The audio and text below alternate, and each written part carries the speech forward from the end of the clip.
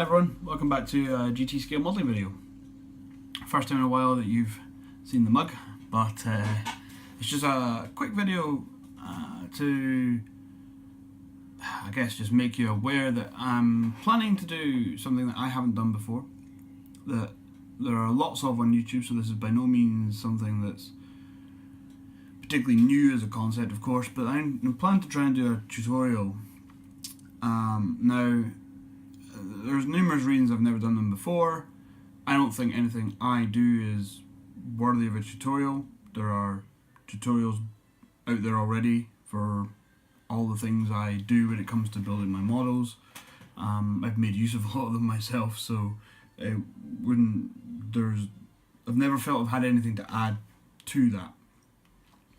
That was kind of until the other day, and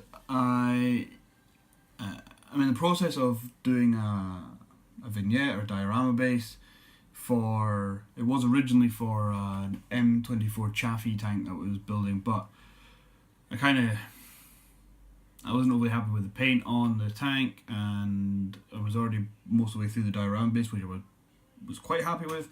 So anyway, I've taken my Sherman Firefly off my shelf, which was always intended to go in a diorama that never materialised, and I've basically substituted the tank.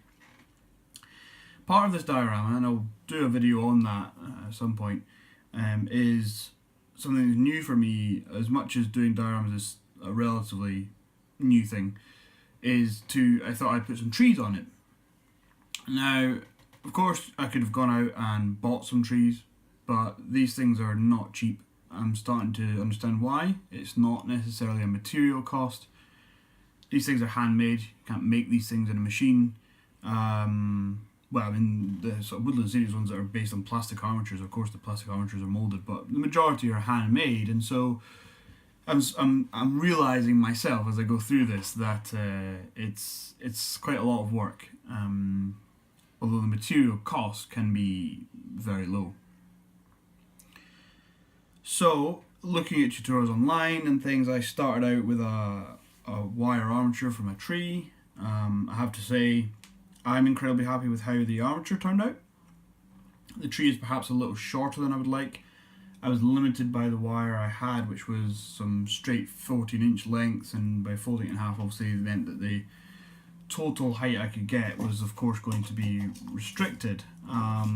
Maybe in the future I'll get myself a roll of wire, in which case I can make things as tall or short as I like. So that was fine.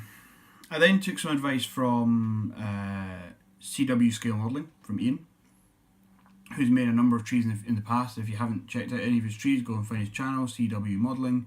His trees are fantastic. And what he does is he uses air dry clay and covers the wire armature with the air dry clay to give you that actual tree shape. Use some filler and things to put on the texture. So I tried this. I've got some Das air dry clay which I'd used on the base. Tried this, didn't really work. I couldn't get it to work. Probably more me than the method.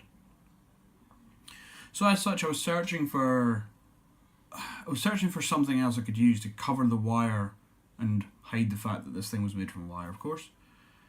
As well as adding some volume and trying to give some kind of natural look. I'd seen, I think it was Sebastian Schoof, Dutch Modelling, who had sent me some pictures from I think it's the AK Diorama FAQ book, about making trees from wire armatures, and they use just Mr. Surfacer 500 to cover up the armature, but they seem to be using very fine copper wire, and so therefore the sort of the spaces to fill to make this round rather than a bunch of wires was much less than I have had here, so that didn't work.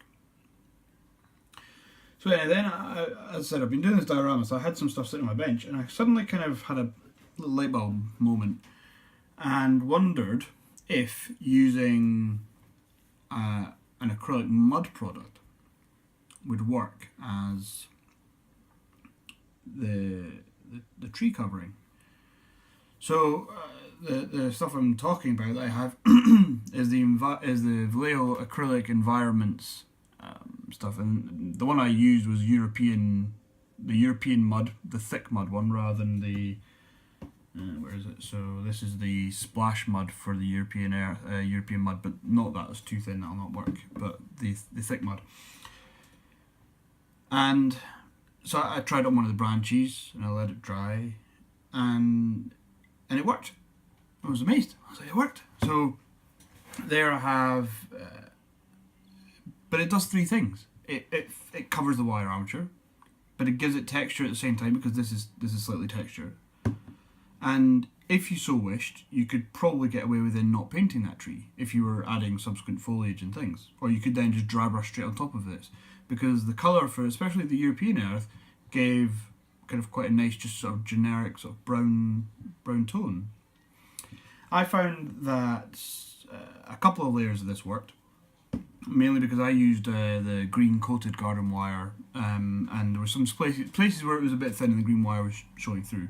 So a second coat to just really make sure that you couldn't see that this was made from wire was necessary.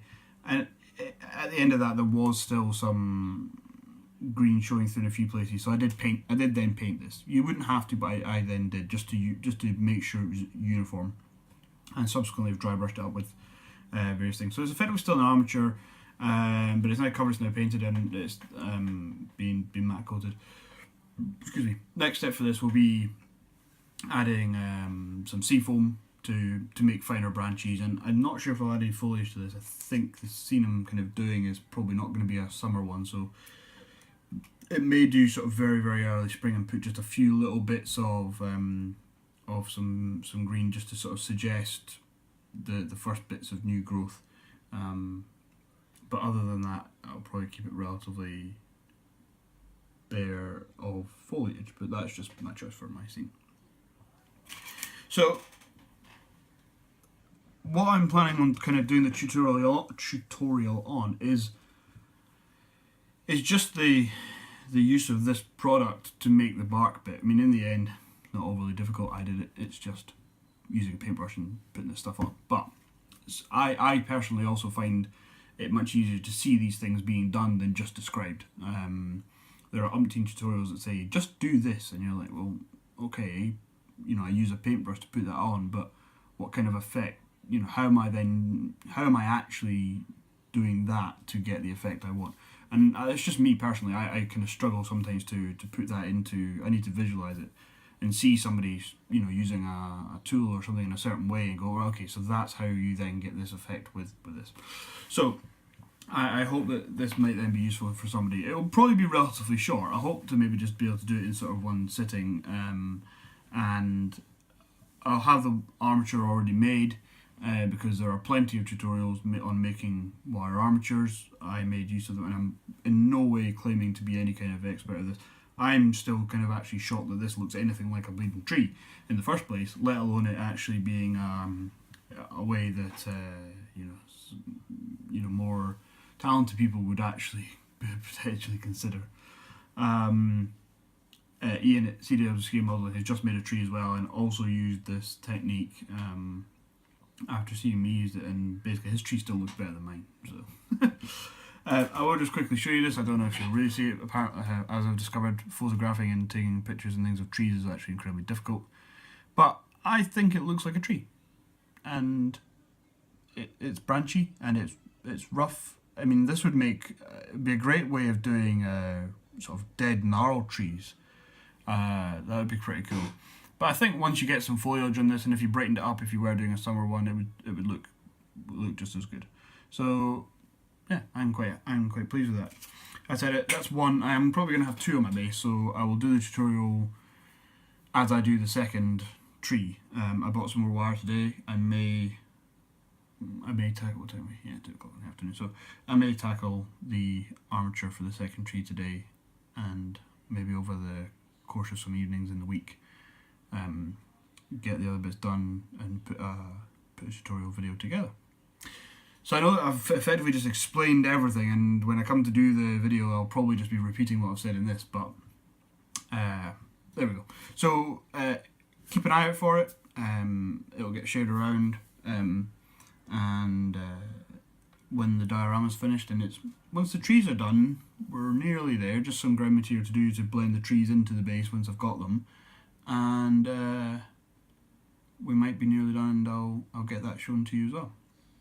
So thanks very much for watching. Please don't forget to maybe go and check out the GT Scale Modelling Facebook page, and we'll see you in the next video.